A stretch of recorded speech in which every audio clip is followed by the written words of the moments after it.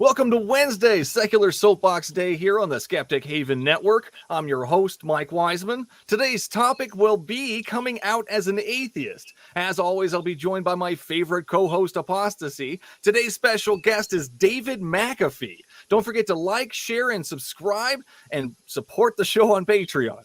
Let's start the show.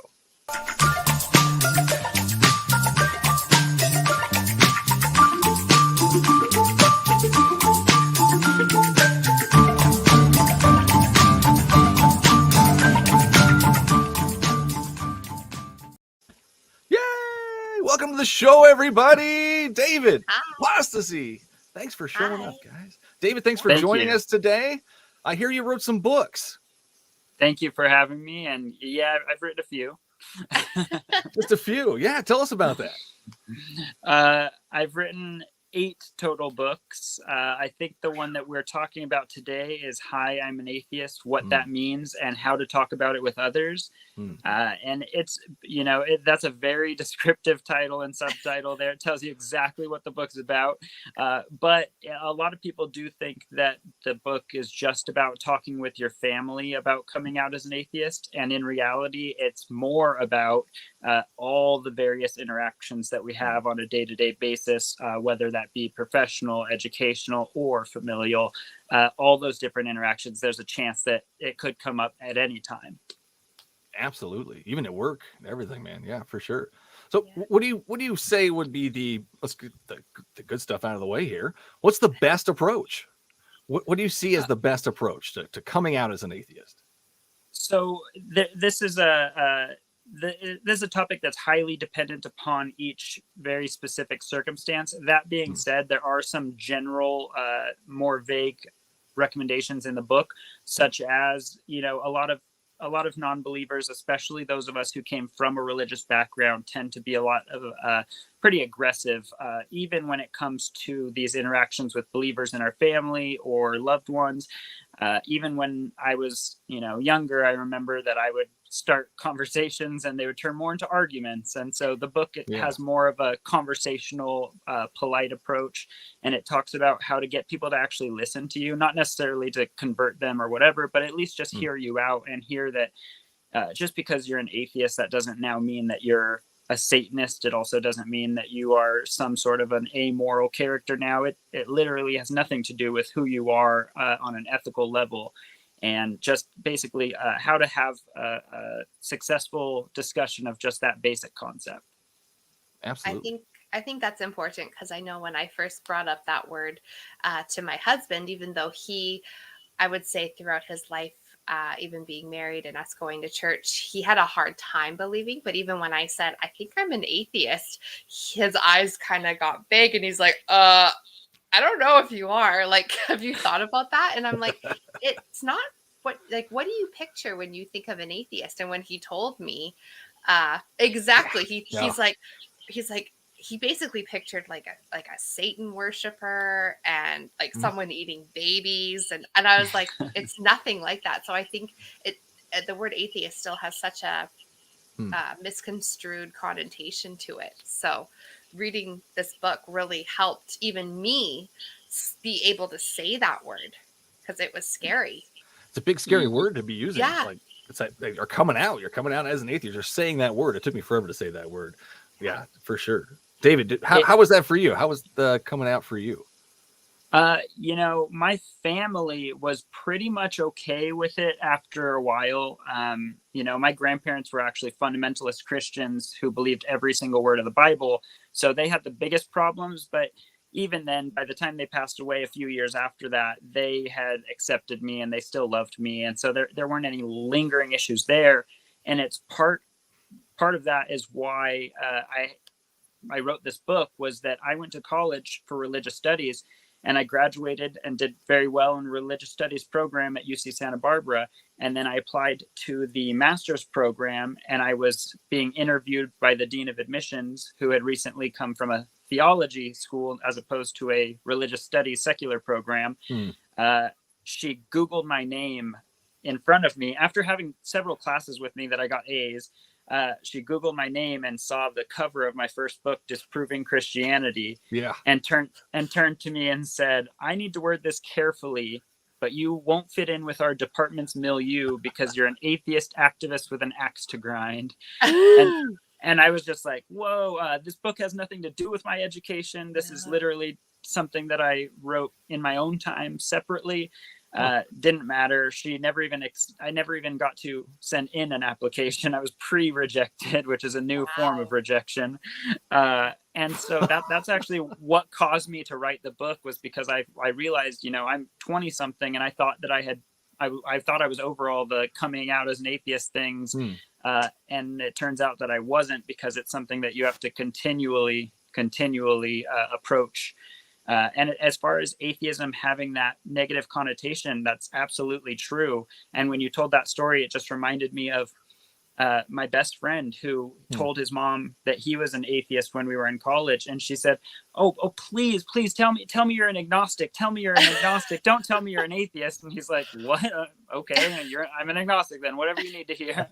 And it's just like that difference is so subtle and so funny to me. Yeah. It's almost like the softer way into it. I liked that in the book you had some alternative ways of sort of saying, like, okay, I'm a humanist, a secular humanist, a skeptic, to kind of ease into that position. And I think that did help me early on.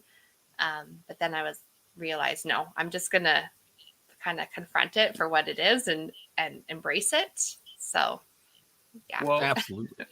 Yeah. That's a really good point, because it both are necessary, because I firmly believe that the more that we say the word atheist and get that word out there and associate it with positivity, that eliminates the stigma, and that's going to make it a word that everybody can use. So that is important. Yeah. That being said, like I said, it's circumstance dependent. And so a lot of people might need to ease their way in, including myself and including yourself. I do remember before I ever called myself an atheist, I called myself an agnostic. Knowing full well that I didn't believe in any deities, I used that word intentionally to soften the blow to my parents and some of my friends and my grandparents. So there's definitely room for both. And I would argue that both are pretty much necessary for different situations. Yeah. It's a gateway word. A gateway word. Yes, exactly. Definitely. That's how I would put it. Yeah, absolutely. So is there a favorite approach that you have that seems to be the softest, best way to go about things? And besides the conversation, obviously, but there's like a line of questioning you would recommend? Yes. Well, in the book, it focuses a lot on asking questions, on using basically the Socratic approach to dealing with these issues, where you're not necessarily telling people anything, but making them think for themselves. And that's the best way to approach it in general, because it allows people to have a more deep understanding, rather than being just spoon-fed information that they're going to automatically want to reject. And then to get to that place, I usually recommend finding common ground with the person you're talking to, and starting the polite, general, friendly conversation from there. And then in the book, I do talk about, a lot of times, if your family, for instance, is heavily religious, it might be good to find maybe a cousin or somebody who is more friendly towards your line of thought, but not, somebody to kind of get your foot in the door, test the waters before just blurting something out at Thanksgiving dinner. Yeah, definitely test the waters. I think, you did mention that in the book, to kind of tell people who will accept it and not reject you right off the bat. And I did take that approach with people who I knew were not Christian, and I knew would kind of be excited for me. And so I told some friends, and they were genuinely happy. They're like, I always loved you, but I'm just happy that you're happy now. And so by practicing on them, it made me more confident just to continue, not to use a Christianese word, but walking in that new journey of just realizing, okay, this is definitely who I've become, and what I now no longer believe is in a deity. So practicing on people helps big time. Nice. I love that. Yeah. Absolutely. Absolutely. Good to practice on people. Private chat here. Oh, we got a comment. Said it was great to see David on the show. Thanks, Kat. Appreciate that. If anybody has any questions, just throw them in there. David loves answering questions. We'll post them up here and we'll ask him. Do you have a favorite book of yours that you've written? Yes. A tie for two. The first one is No Sacred Cows, Investigating Myths, Cults, and the Supernatural. That book is important to me because it took me 6 years to research and write that book. I was going to everything from, I did ghost hunts. I did about a dozen ghost hunts. I interviewed 6 psychics. I interviewed members of the Westboro Baptist Church. I interviewed the great grandson of L. Ron Hubbard, the founder of Scientology. Holy cow. Interviewed rattlesnake handling preachers. I really wanted to get dirty and really get answers from the source and interview the source. I interviewed a Christian Science attendant who believed that they could pray people back to life. And so that book ended up being about 500 pages, and it's not my most popular book, but for the people who read it and actually enjoy it, I get a lot of really great emails and messages, and it's been used in a couple science classes at university level. So really proud of that one. And then the second would be all my children's books tied for second, because the fact that I've been able to, educate the next generation has been such a huge honor for me. And it's about stuff that I studied in college and tried to boil it down to stuff that kids could understand. And all the feedback is positive, except from crazy fundamentalists who think I'm trying to indoctrinate their kids or something. So I don't know. There's something about seeing just pictures of kids reading my books all the time and stuff. It means a lot to me. Yeah. Yeah, that's awesome. Oh, yeah. I was telling you before the show that I got one of your kids' books. Yes. For my older sons to start reading, to undo some of the indoctrination that It's important. It's important for them to know that there's more gods out there, for sure. I mean, even with my kids right now, they're asking about, the specific Christian deities, because that's what they see around them, and they hear Jesus everywhere, and they see the fucking billboards, Jesus loves you and all that. So, I mean, it's really nice to have that available for the kids so they can learn that. Thank you. We appreciate it. Yeah. Kat says, oh, sorry, go ahead. Kat Go says, ahead, David says, David, you win. Go ahead. Kat, we'll wait on that one. Go ahead.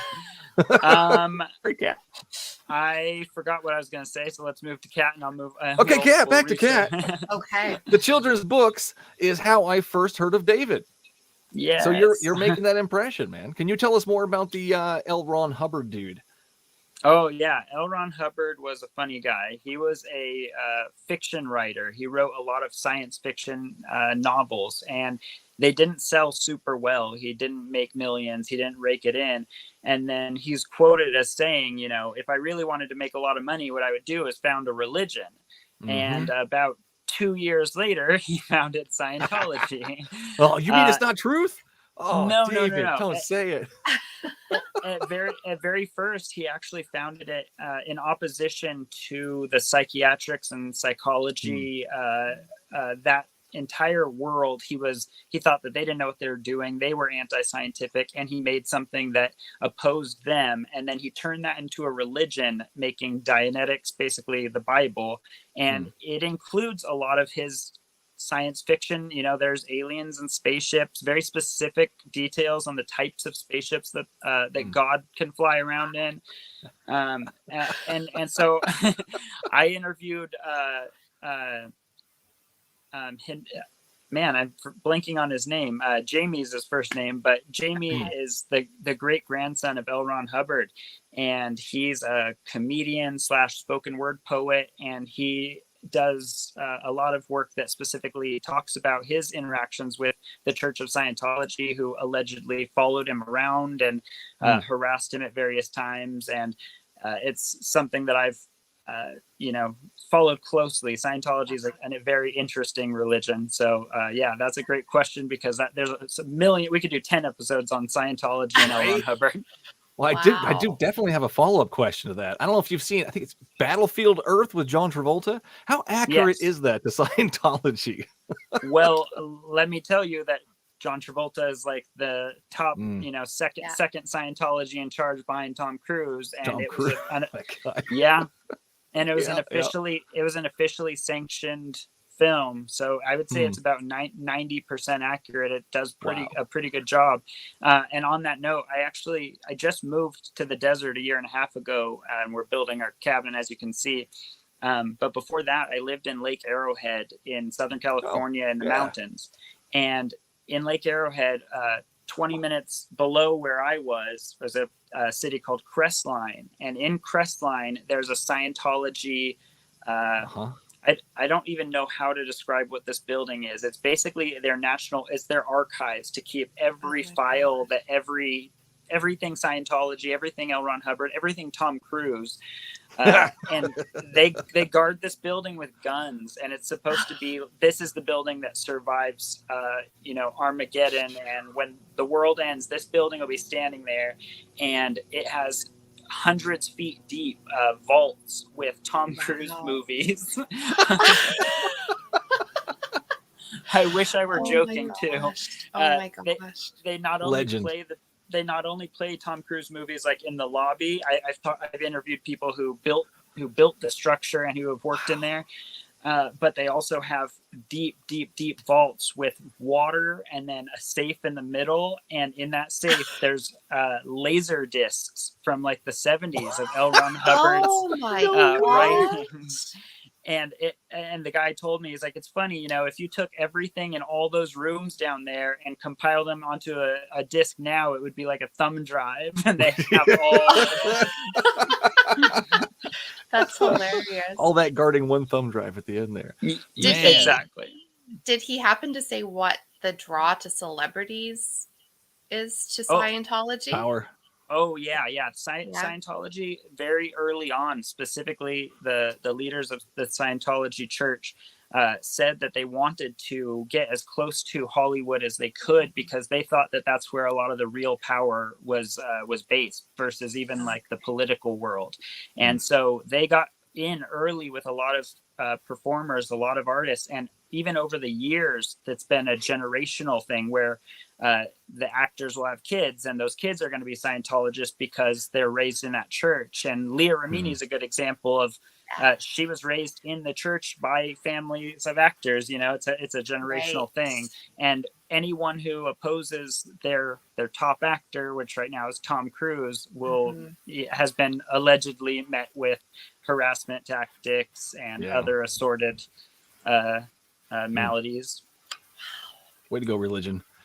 Question from the group here, Hidden Tech Gems. Question for David. What are the most common traits that you've discovered across all these major religions?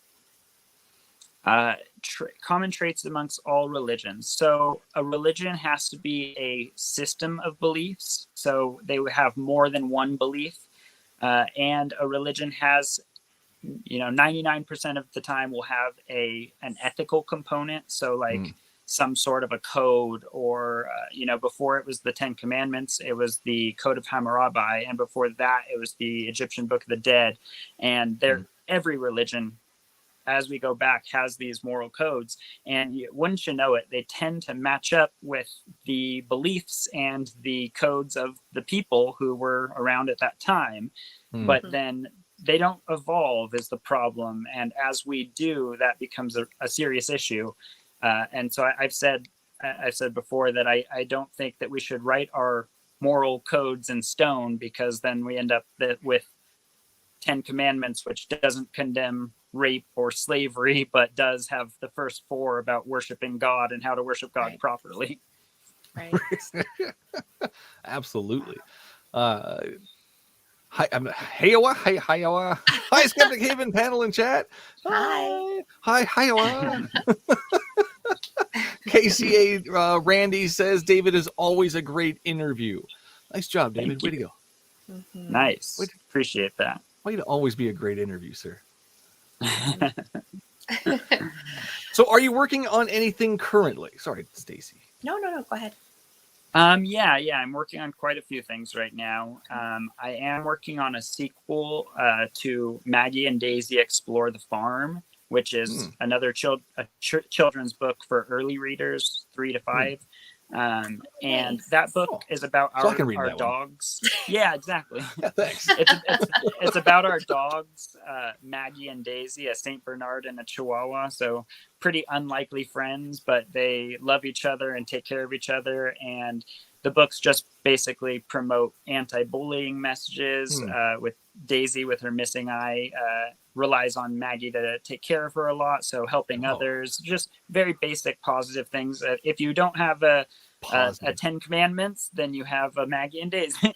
And so I'm working on Maggie and Daisy Explore the World, where we're going to take them in a magic hot air balloon all around the world to help different people and meet different people. So I'm trying to do some positive stuff right now. And even That's that good. book has been met with a lot of crazy messages and emails, and even boosted the sales a lot because the word farm was in it, and apparently vegan activists didn't like that I had a book with the title farm in it, and it went crazy. So that I tried to do something nice and simple with no controversy whatsoever, and this is what happens.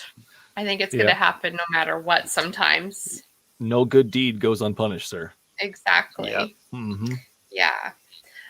One of the things that I noticed in your book and with coming out is, I just turned to it in your other copy, but how, and I kind of mentioned this to my husband, I have no background in the LGBT community myself, but coming out as an atheist, it was one of the most nerve-wracking things to do, especially to my conservative friends and family. And you actually made that same connection. So I felt so good knowing that I wasn't crazy for feeling like, could this be how some people feel when they come out in their sexuality to their family and friends, and having that fear of being turned away? And then for you to write that in the book, I was just blown away that, okay, this is definitely a very scary thing. So could you touch on that a bit? Yeah. What's crazy is I posted a quote about that just a few weeks ago on Facebook, and I saw a dozen or so people comment that they, for their personal situation, like I said, highly dependent on individual circumstances, but for their personal circumstances, they said that it was easier to come out as gay than it was to come out as atheist. And it really just depends on your family and your friends and your social circles. But they said, they were like, okay, the gay thing, but then you're an atheist. Okay, well, now you're rejecting everything that I have ever believed in and that I've been taught by my parents who are taught by their parents. It's an inherently controversial stance because you're basically telling everyone that you know and love that everything that they know and love is wrong. And that's why I tend to go with the conversational, friendly approach, because I do understand that even the nature of just saying I'm an atheist to somebody, even though it shouldn't be confrontational, it is, because of how ingrained religion can be in our minds and in our society. Right. Everywhere. Yeah. Thank you for touching on that. Question for David: how old were you when you discovered there were other religions? What were your thoughts when you found out? Good question. Okay, so I get to tell you something that not a lot of people know, which is that I used to be an avid church attender as a kid. It was my favorite time of the week. I loved church. I won awards all the time for being the loudest singer, for just participating the most. I knew all the trivia. I was like, I read the Coat of Many Colors story out loud all the time. I was very involved in my church, and I had a bad home life as well. So I was using the church to escape from really bad stuff. And so I loved church. Then when I was about 13, I couldn't go to church. I had something with one of my friends, and I told my grandma, and she said that I was going to go to hell. And I was like, wait, no, I thought that we were learning like good lessons, and I thought that this is like a good moral code. I didn't know that what we believed, I didn't know that we were supposed to believe all this as 100% serious stuff. I was like, you know, somebody sat down and wrote down some good fables that we read and we learn and we pass on to our kids. I loved it. I was all in favor of church until I learned about fundamentalism and biblical literalism. And then I actually stepped out of my circle, and I did start to discover these other religions and other sects of my religion, of Christianity, or my family's religion. And I would go to a Mormon church. I went to temple. I went to a mosque. I would literally spend 3 days a week going to various holy services, because I was just fascinated by the fact that one person over here fervently believes with all their heart this religion A, and then right across the street you can have a church where there's 200 people in there who adamantly believe religion B, and religion A means nothing to them. And like that contradiction in my head, I was like, well, they can't all be right. It does make more sense that they might all be wrong. Right. And that's what began everything. I started reading all about religions and attending those services. And then when it came time to go to college, choosing a major, I was like, English for sure. I majored in English too, but I added that double major of religious studies because I was fascinated by those aspects of it. Absolutely. That's pretty cool. Yeah, I feel like I've had that same sort of fascination with different religions and even with cults and just studying what they believe. And I always was so shocked that they would believe that that was the truth. And I was thinking, well, I have the truth. But ultimately, I think that is what helped get me out of Christianity. Yeah. Absolutely. Thank you, Steve. We have a $5 question. David, you're so young to have written so many books. Where does the drive come from? I knew I wanted to be a writer since I was 9 years old. When I wrote a short story about vampires, about my neighbors being vampires, and my grandma sent it into Reader's Digest, and it got published in Reader's Digest. Wow. And so since then, I was like, okay, this is my passion. This is what I'm going to do. And so when I actually wrote my very first book was in college. I was majoring in English and religious studies, and I was learning about contradictions in the Bible from a New Testament literature class. It was an English class focused on looking at the New Testament, treating it like any novel, and picking out bad writing and inconsistencies and all that. And I wanted to show my grandma that the Bible wasn't a flawless document, because she literally believed every single word and told me, I believe every single word. And I said, it says this, and I made something up. Do you believe it? And she's like, if it says it, I believe it. And I was like, okay, well, I'm going to teach you why that's wrong. And so we shouldn't. Yeah. I just started compiling literally just examples of contradictions, just compiling a list. Every time I would come across one in reading the Bible or in my class, I would just jot it down. And it got to the point to where it was about 80 pages. And I was like, okay, I might just finish this out. And then unfortunately, my grandma passed away while I was writing it. And I ended up just finishing it and self-publishing it. And then it was picked up by a publisher, and we just kind of went from there. Wow. Awesome. And which book is that? That's Disproving Christianity and Other Secular Writings, which right now it's on its third revision. So if you're looking on Amazon, it'll say third edition. Okay. I think I want to add that to my list. That's too bad that she didn't get to read it. I was going to ask you what her response was. Do you think she would have been like, it would have been well received from her?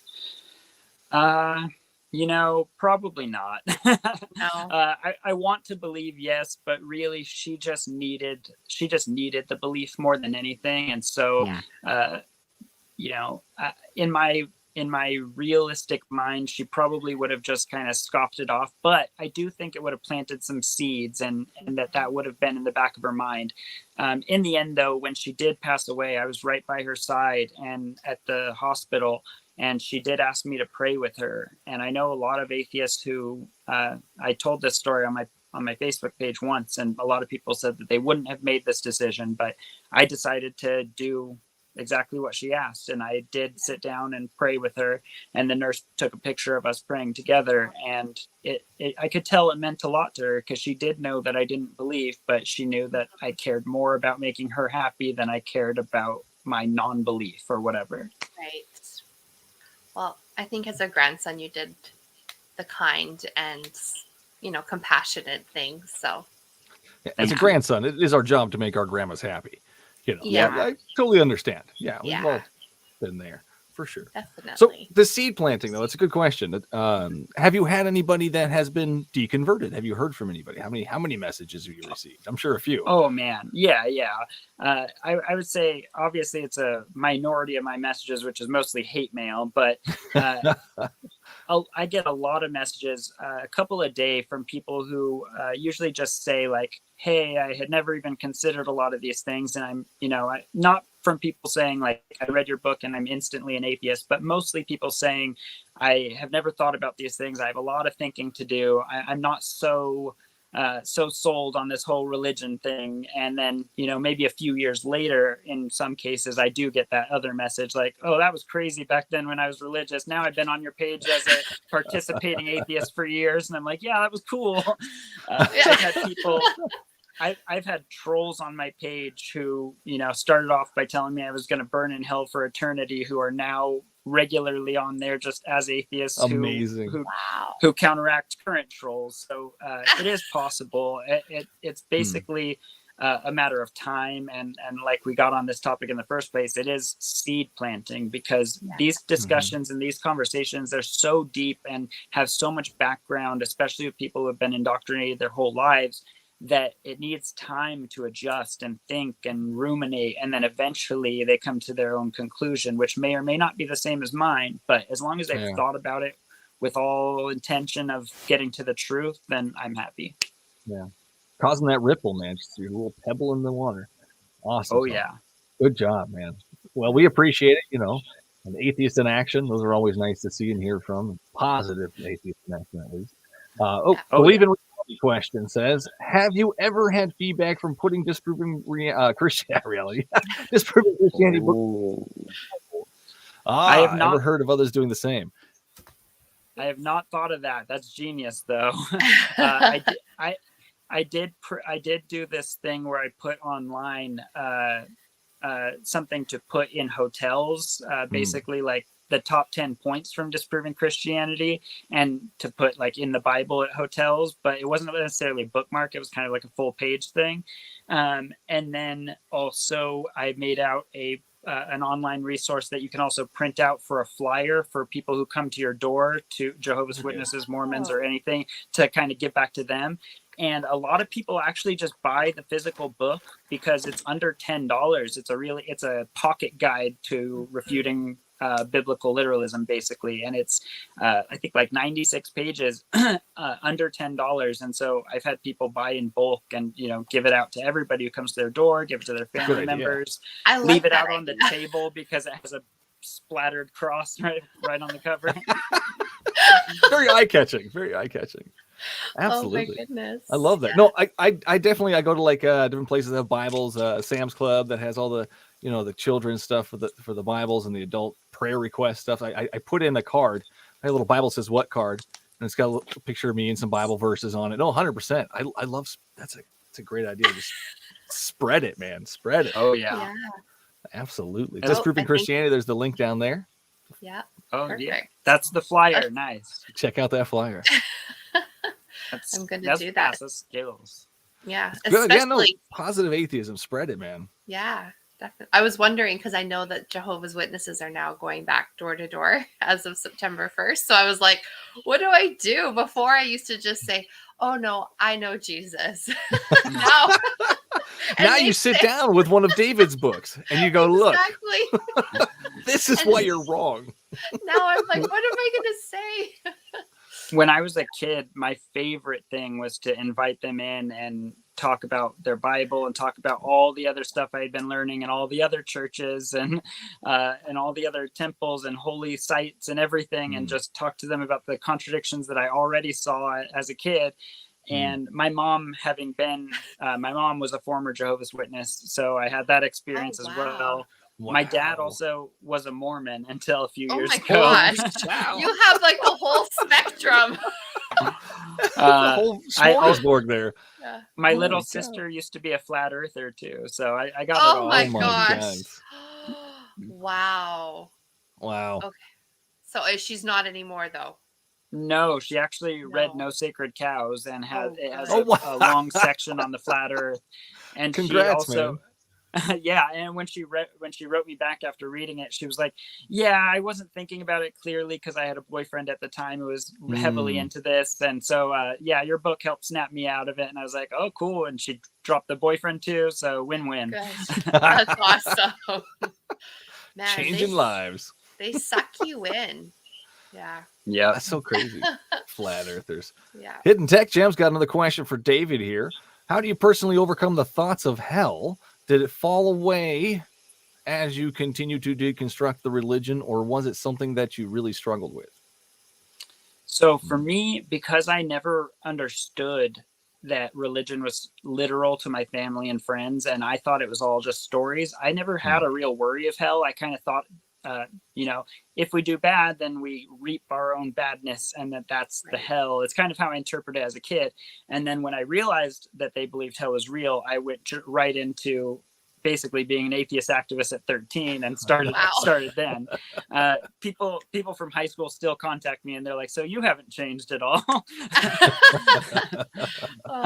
But I do know a lot of people who have had to deconstruct, and the idea of hell is a tough one to shake, and that's kind of the point of it.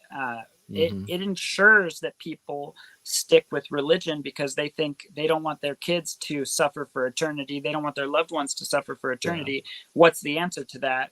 Teach them my religion, indoctrinate them with my religion. And it's one of those mechanisms that most religions have. We're talking about religious universals. Most have some way to continue propagating themselves. And for Christianity, it's this evangelism aspect that really just takes it from one level to another. And that built-in hell idea helps it so much. And it is, for many people, an issue that they don't just get over, that they for years can struggle with this idea that they might go to hell. But from what I've heard, you guys can tell me more about your experiences. I know Apostasy, from being religious yourself, I want to hear your take on this. But for most people that I've spoken with, over time, it does fade away. It does, yeah. Yeah. It's the hardest thing to lose out of it. It definitely is. And I know some people say that hell is the last thing that they kind of deconstruct, or it's the last thing that they kind of drop, or it's harder for them to get over. But for me, in order to deconstruct or deconvert, it was the first thing that I had to address in order to go through with it. In order to ask any of the questions I had to know that I knew that I wasn't going to go to hell for investigating and for following my critical thinking. And so that's what I did. I had to know, is hell even real? Am I going to go there for this? Am I committing the unpardonable sin of blasphemy of the Holy Spirit? So for some weird reason, for me, it was really easy to drop, because once I learned the Bible was not infallible, like I always thought it was, then I thought, well, then none of it's real. So then hell's not real. So I'm very thankful that it wasn't something that was a hard thing for me to get rid of, even though I was terrified of it. Because years ago I started to question, but the fear of hell is what I was like, no, I can't. And that was just about 3 years ago. So, but this time I'm like, no, I'm doing this because this keeps creeping up, and this time I can't get rid of these questions. So, yeah. I think that's amazing, first of all. And second, and it's basically the reason I wrote Disproving Christianity, why I finished it. I wrote it for my grandma, but I finished it because I thought that if people would just read that it's not a perfect document, then they would be more willing to be open-minded about, maybe not hating gays so much or something like that. Exactly. And if anybody listening wants an argument for that kind of helps plant that seed for anybody. My favorite one from Disproving Christianity, the one that's given me the most success in talking with people, is the idea of happiness in heaven. While I call it the true love argument. If you truly love somebody and you go to heaven and they simply believe differently than you and are now in hell, how are you going to enjoy heaven? How is that a place of love and happiness for eternity if those you love and those who mean the most to you are being tortured?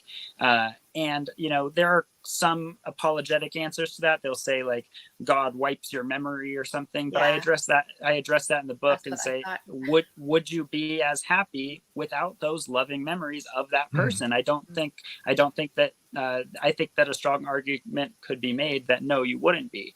And so that argument itself, I've had a lot of people who have read that in Disproving Christianity, a lot of Christians who have written me and like, I really can't square this with reality because the only biblical precedence for this, what would God do to replace your family, is literally replace your family like he's done in the Bible when somebody righteous loses their family, he gives them a new one. So would you be as happy with this new family? Probably not.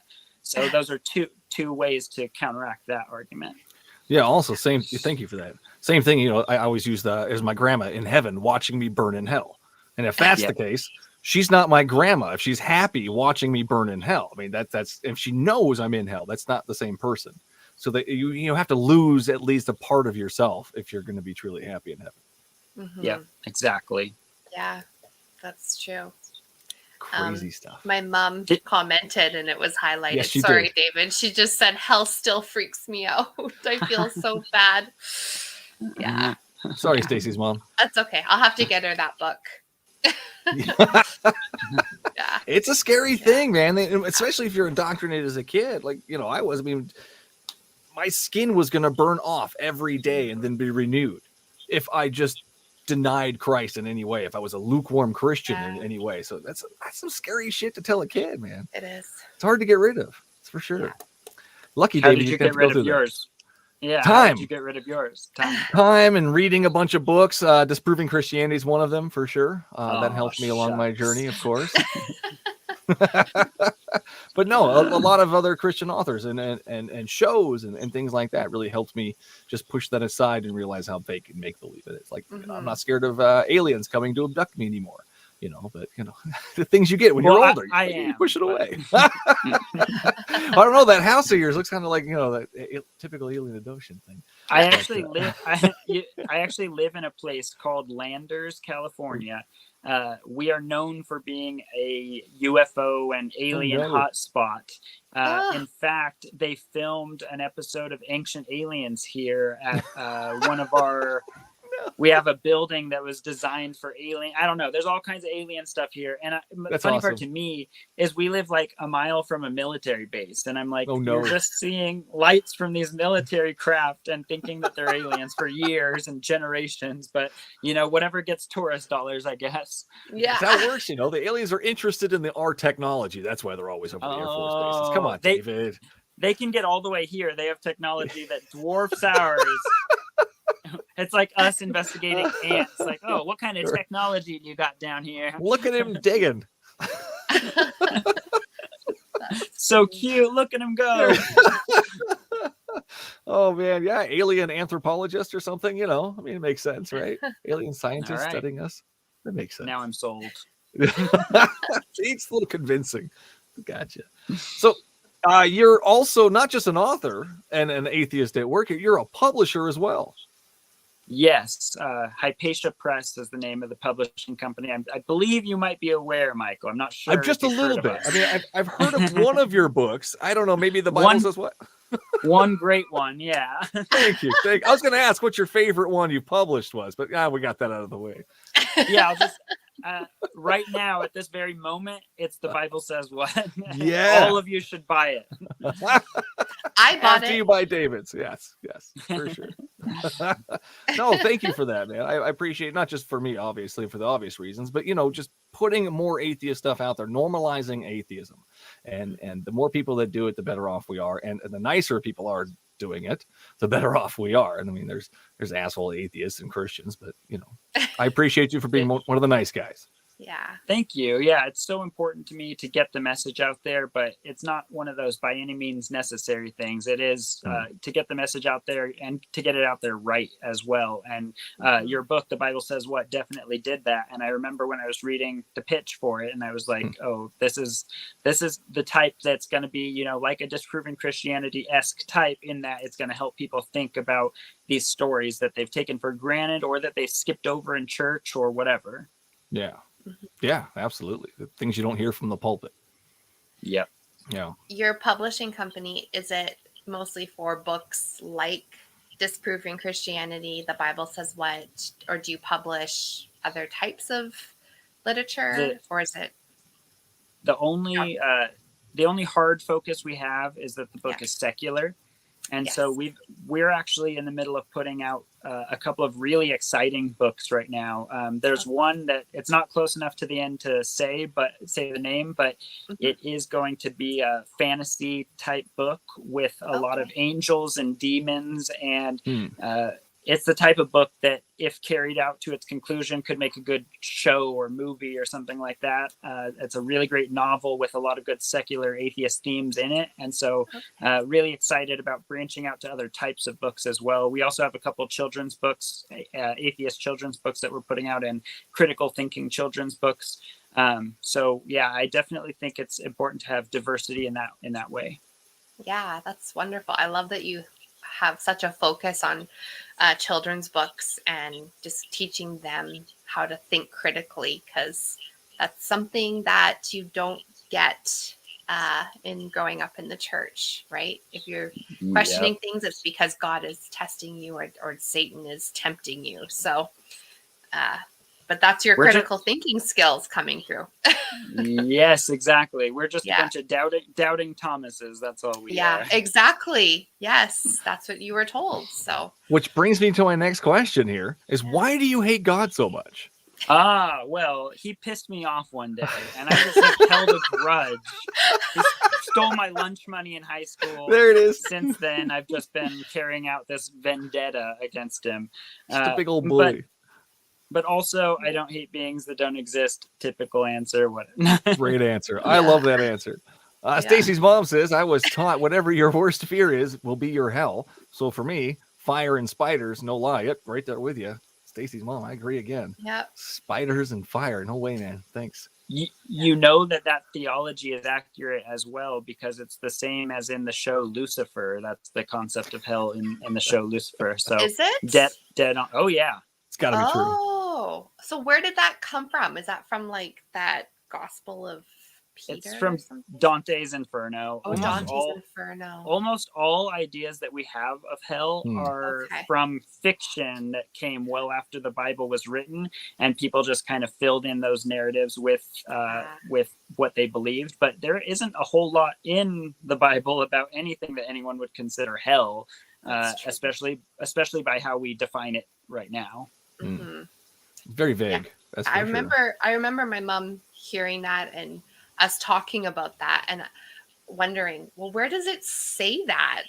And I guess we must have heard it at a sermon or something, and that was the end of that. So believe in anything that comes from the pulpit. Pretty much. So sad but true, man. Sad it's but true. True. Like a lot of them say, well, don't take my word for it, but you know what, most people do. So almost everyone. I mean, everyone. Among Christians that I know, even the ones I currently know and love, they haven't read the Bible like word for word. They go and they get their own sanitized, whitewashed version from their preacher, and they never think about it again. Yeah.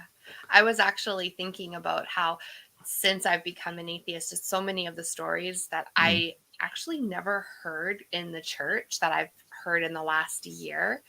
And I'm like, they never do say, let's turn to Numbers 5, 11, 22. I never, the one where they tell the woman to drink that concoction if she's abortion water. Yeah, exactly. Yeah. So I'm like, never were we told we're going to turn to Numbers 11 or Numbers 5 today, and never.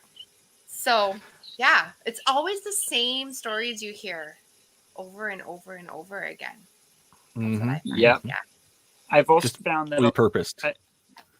I've Yep. also found that a lot of televangelists and preachers will take a passage and do a sermon on it with a lesson that is completely their own and is in no way in the text at all. And an example of that is that there's this famous diet that's based on the Bible, and it's based on Daniel. Yes, the Daniel diet. Yeah. And it's literally a complete misinterpretation of the passage. The passage has nothing to do with eating those particular foods. It's about rejecting the food from the oppressor who rejected your tradition of your religion. So it really completely misses the point, but he makes money off of it, so who cares? Yep. Oh, I heard about the Daniel diet. It made its way through somewhere in the congregation, and yeah. Daniel. Oh, Good stuff. Another question or a comment here from James Wolf. My 11-year-old daughter relatively recently told me she has no reason to believe in God. She since has given a trans rights speech at her Catholic school in the advice for nurturing her skepticism. Great job on that one. Sounds like you're doing a great job already. That sounds Wow. Nice job. Like she really knows what she's doing. What I point out in No Sacred Cows and in the Belief Book actually is that children are, inherently kind of science curious, and even before they know what the word means, they're performing the scientific method where they're testing things and spreading the results. Every aspect of it is something that toddlers do. So I think that, James, that your daughter is doing great and you're doing great. So just keep it up. Yeah, great job, James. Nice job on that. Raising a smart kid. Kat says, any suggestions to help JWs who leave their faith? Man, it's a tough one with Jehovah's Witnesses, considering you're often disassociated from your entire family just because of your beliefs. But my biggest recommendation is the ex-JW movement. There's an online and in-person movement that is unlike almost any other religion, because Jehovah's Witnesses ride that line between cult and religion pretty well. It's a smaller group.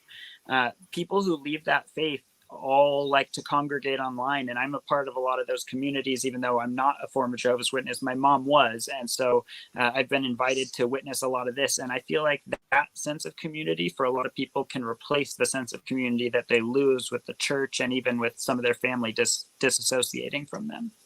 Mm-hmm. Or disfellowshipping. Yeah. Disfellowshipping. Wes here has a question for David.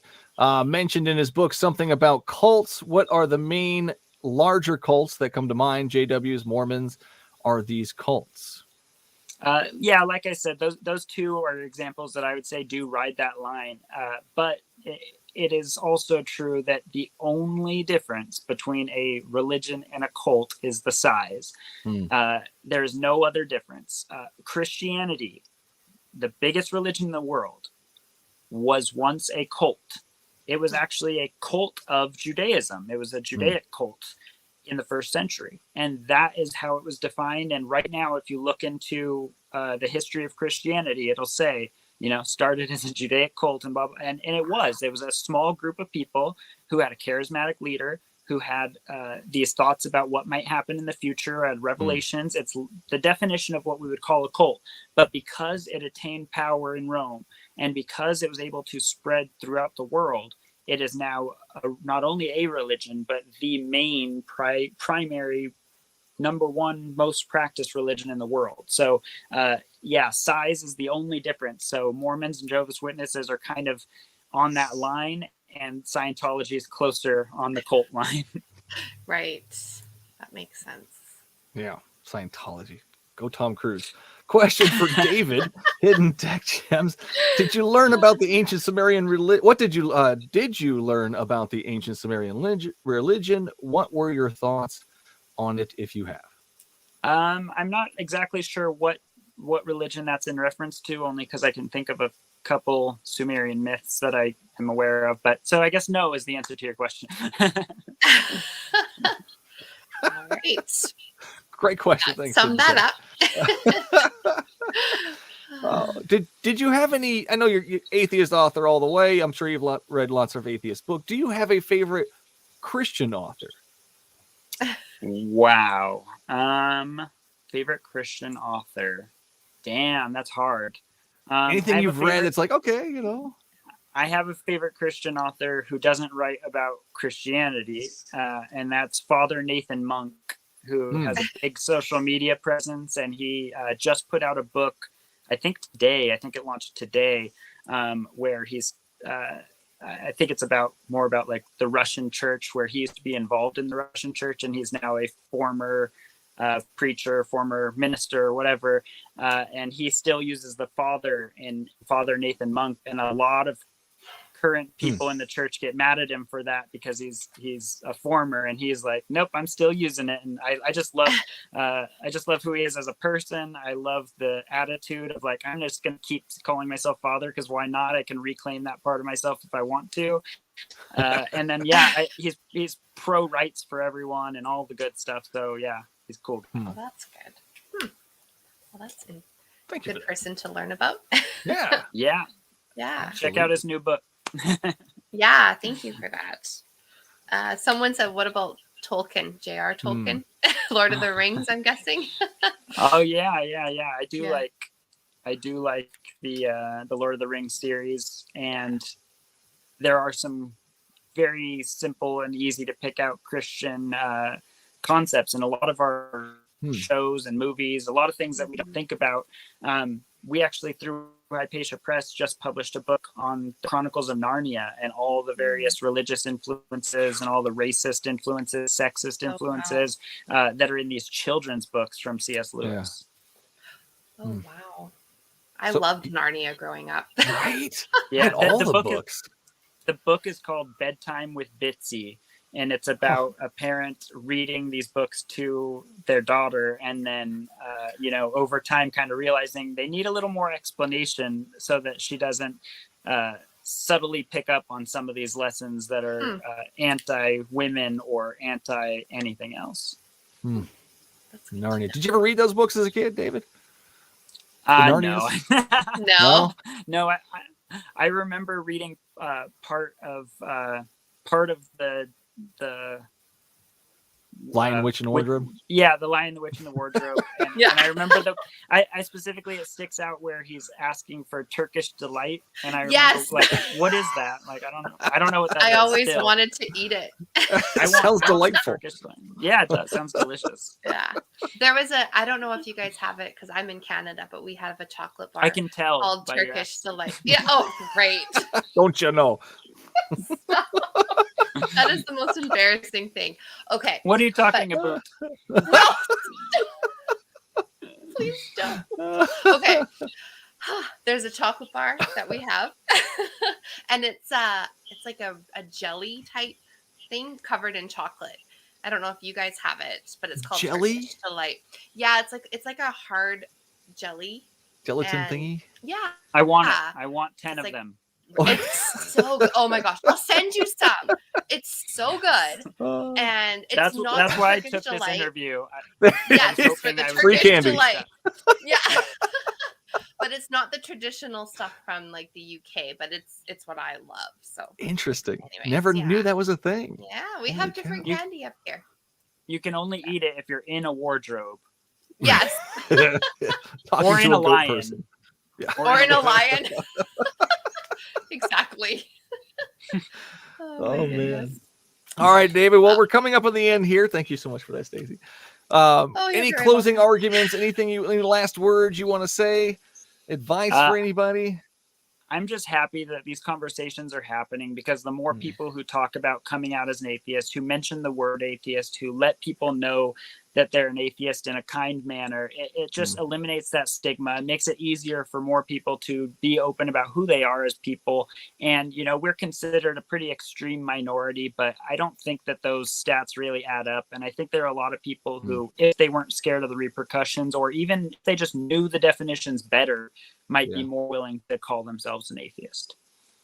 Absolutely. Yeah. Thank you, David. Appreciate that. Plug your stuff. Where can we find all your stuff at? Amazon for my books, Facebook.com/author David G. McAfee is where I post most of my social media. I'm also Instagram, Twitter at David G. McAfee, so you can find me anywhere.